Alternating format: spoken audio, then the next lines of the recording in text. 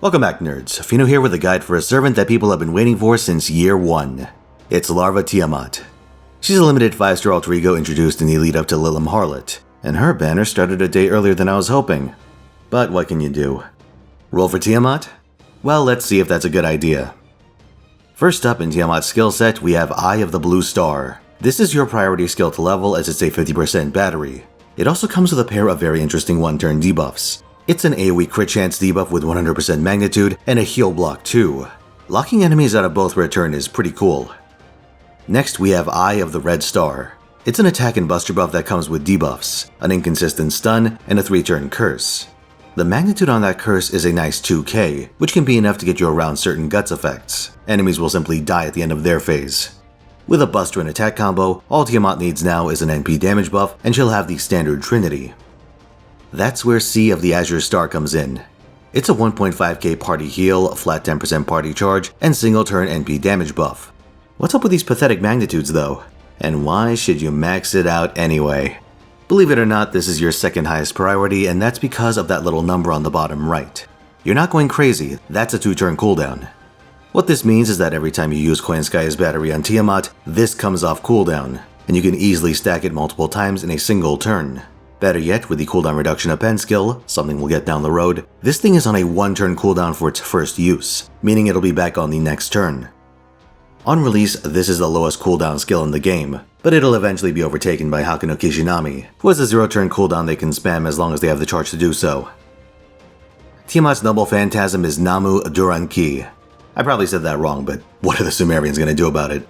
It's an AoE buster attack with some bells and whistles. For starters, it preemptively cleanses Tiamat, so any debuffs, aside from ones that stop her from using this, will simply be swept aside. This is a neat trick and it comes in handy against both damage over time spammers and general inconveniences. The AoE skill seal is more of a mixed bag. Skill sealed enemies can't use evades or invulns, which Tiamat has no answer to, but they will attack with all their actions. The best way to capitalize on this is to run one of your supports with a Tansi E during boss fights. Coinskaya with Guda Guda Poster Go would be ideal, since you want depleted coins off the field as soon as possible. Lastly, this Noble Phantasm is a 3-turn preemptive buster buff as its overcharge.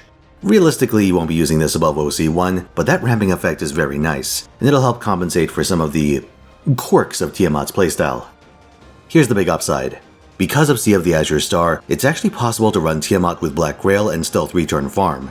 You can run her with anything, really. Double Coin plus Oberon is mandatory for this, and it also needs her starting charge of pen skill unlocked and maxed. At NP1, this will require you to hit Bond 6, so have fun with that. If you want to get her cooldown append on top of that, oh boy. At least that append skill isn't necessary for this strategy, so I'll assume you don't have it. I'm only going to cover actions that change your charge amount, but the idea is that you start with Oberon in your frontline. He gives 20% from his first skill, Tiamat gives 50% from her first skill, and 20% from her append skill. That leaves you 10% short, which you fill with her third skill. That's your first NP. On turn 2, you use Oberon's second skill and Coinskaya's first skill. At this point, Tiamat's third skill is no longer relevant to your charge needs, so you can deploy it as you see fit. Either use it immediately or hold it for turn 3. Lastly, swap your other Coinskaya in place of the depleted one. On turn 3, her first skill will bring Tiamat's first skill off cooldown, giving you the full meter you need to finish the fight.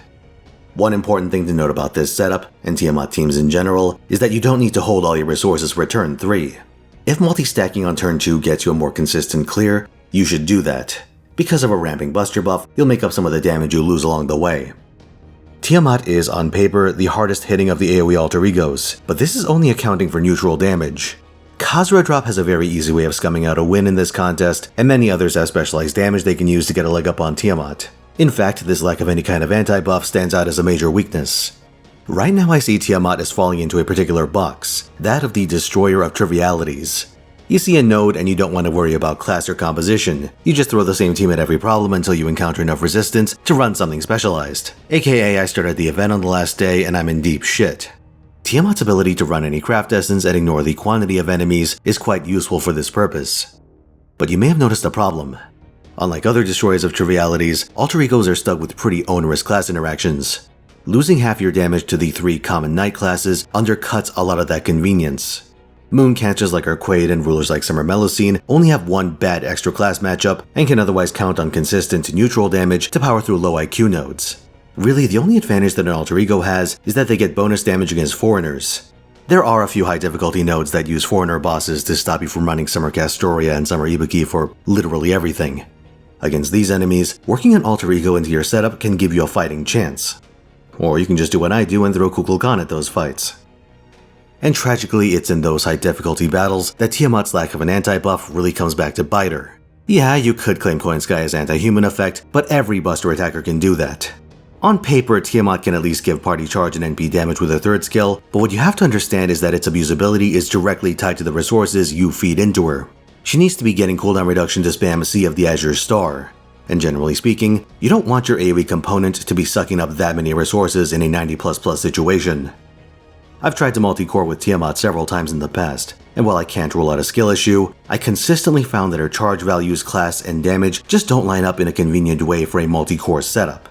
If anything, it seems to me like she encourages the opposite. If you have a terminal case of waifuism, then you'll have to go the distance. She's an NP-centric servant, so NP5 is what I'd recommend if you plan to make her a serious part of your toolkit. And level 120 is integral to this type of brute force strategy. It's a heavy investment and not one I'd necessarily recommend, but it's also your best shot at getting your money's worth on Tiamat. With the bad news out of the way, she does have a few quirks and ways to squeeze out some extra damage. Some are more practical than others, but I figure it's worth a run through. Tiamat is the only servant currently in the game with the anti-beast append skill. It's a novelty more than anything. Beast class enemies are extremely rare and most of them test your single target damage. That said, 3 beasts line up with Tiamat's natural class advantage: Kiara, Kama, and a certain enemy in Lilim Harlot. 2 of those are infinitely refightable, so you could go for a test run whenever, I suppose. Tiamat has a crazy number of traits. Some of them are really just weaknesses like Super Large and Divine Spirit, a couple are just for lore, and one of them, Obstacle Maker, is just relevant to the Lost Belt 7 King Protea fights, last I checked. Then you have a few that hypothetically lend themselves to synergies, though I wouldn't necessarily advocate running all of these. Dragon works with Jalter and Kurohime, Divinity Kamas with Steno, and animal characteristics lets Tiamat get buffs from Clan Sky of Darkness. Being a demonic beast servant has relevance for anyone that hasn't done Tunguska Sanctuary or the various Clan Skya fights yet. The next few aren't strictly traits, but as a woman she benefits from Lancer Elizabeth, and her chaotic evil alignment lets her get the full benefit from Ashia Doman's party buffs. Their classes align too, which is a pretty rare bonus for Doman. Speaking of him though, one of those buffs he gives is to crit damage. You know what Tiamat is lacking? Yeah, crit damage. She has 2 passives that give her a combined 14% crit, but these are paltry numbers, which is a real shame since you have a burst of stars from Clan Skya, but not a great way to cash out.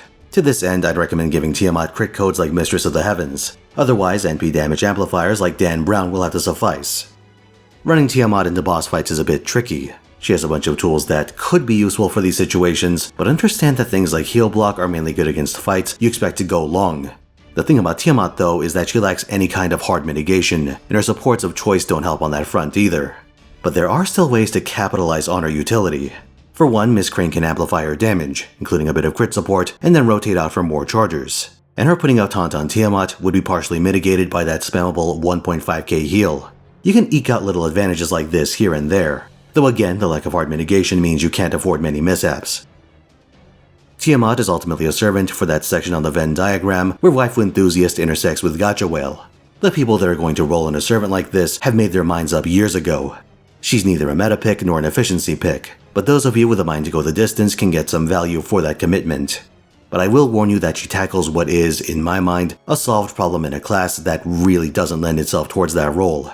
Being an alter ego is a bit of a disservice to the function envisioned for Tiamat. Frankly, I think she should have been a beast, but I suppose they couldn't very well release 2 of those back to back. And soon enough, it'll be time to look at the true beast of Lilim Harlot. Thanks for watching, lads. I'd like if you found this video helpful, subscribe for more, and come watch me on twitch.tv/Finotaisen where I stream every weekend, 3 PM Pacific time, Friday through a Monday this week. Friday's gonna be a spin of my top 10 roulette, Saturday will probably be Tiamat rolls, Sunday's gonna feature the best servant contest and a round of Draco rolls if she's out, and finally Monday's the end of the month special where I dish out curveballs. I'll see you there, guys. You won't want to miss it.